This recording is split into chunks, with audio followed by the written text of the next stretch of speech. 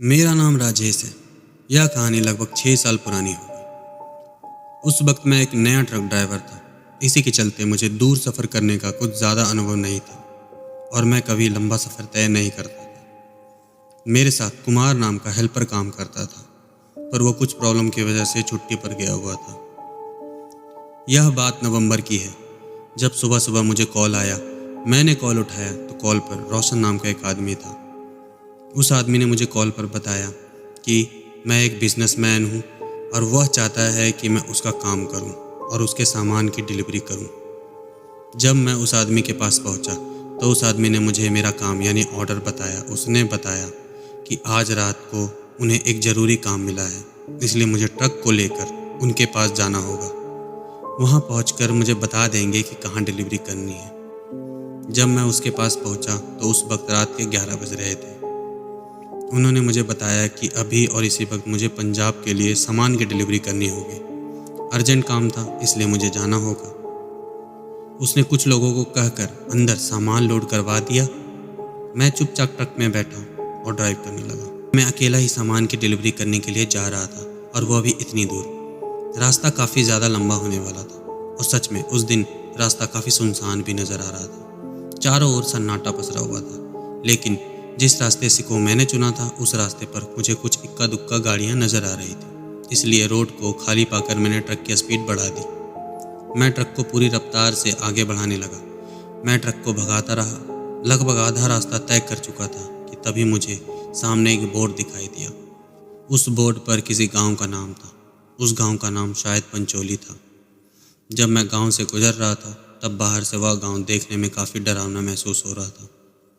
मेरे कहने का मतलब वहाँ से गुजरते वक्त बड़ी अजीब सा लग रहा था। साथ ही पूरा गांव जैसे वादियों में डूबा था। उसी गांव से एक कच्चे रास्ते से गुजर रहा था कि तभी मुझे दूर कोई दिखाई दिया। वह मुझे साफ साफ तो नहीं दिख रहा था, पर मैं उसके करीब पहुंचा तो मैंने देखा कि वह सफ़ेद साड़ी में लिपटी एक औरत थी।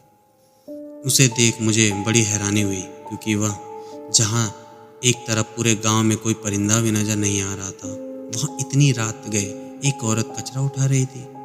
मैं धीरे धीरे उसके करीब पहुंचा।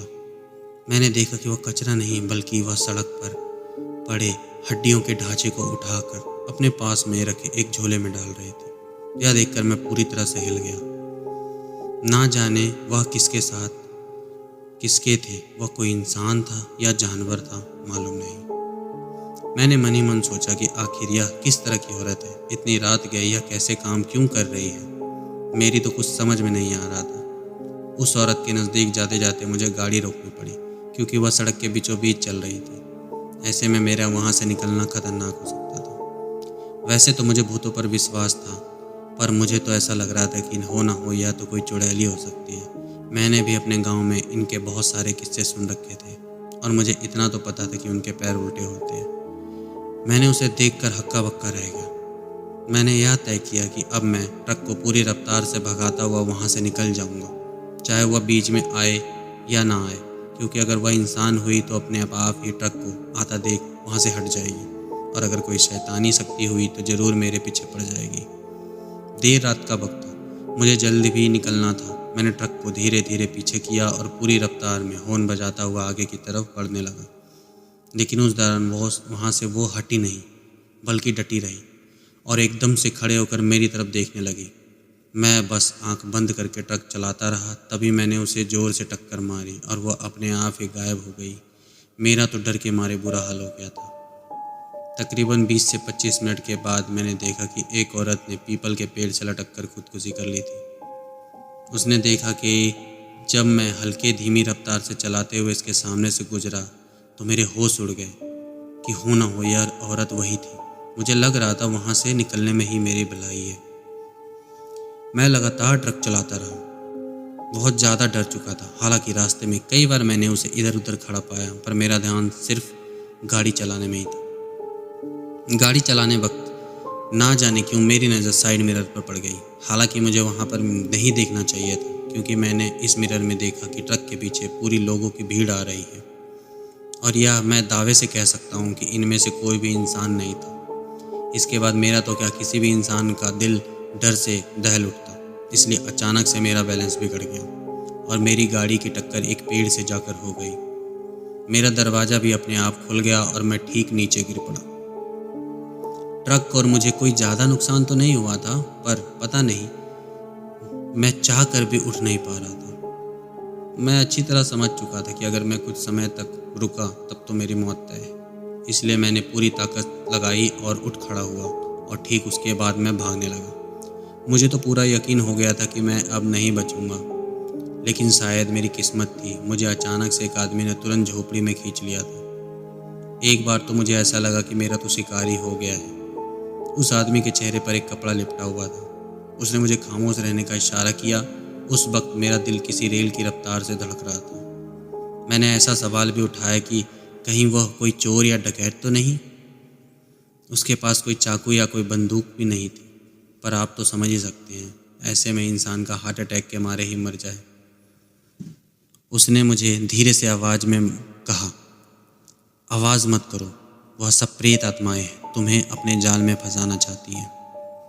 तुम्हें आज की रात यही रुकना होगा, क्योंकि अगर गलती से भी उन्हें भनक लग गई तो तुम्हें झोपड़े के अंदर से खींच ले जाएगी। इस आदमी ने मुझे तुरंत एक जगह पर बिठाया और मेरे चारों तरफ नमक और सरसों के बीज का घेर बना दिया। उसने कहा, चाहे जो कुछ भी हो जाए, कोई भी आवाज़ दे, पर तुम इस घेरे से बाहर मत निकलना। बस इतना कहकर वह वहाँ से भागकर चला गया। इतना घेरा इतना छोटा था कि मैं ठीक से बैठ भी नहीं पा रहा था। आखिर ना जाने वह कहाँ फंसा कर चला गया था, पर यह जो कुछ भी था बाहर के नज़ारे से तो बहुत अच्छा था। मुझे यूं ही बैठे करीब आधा घंटा हो चुका था कि तभी मुझे बाहर से आवाज़ आ रही थी।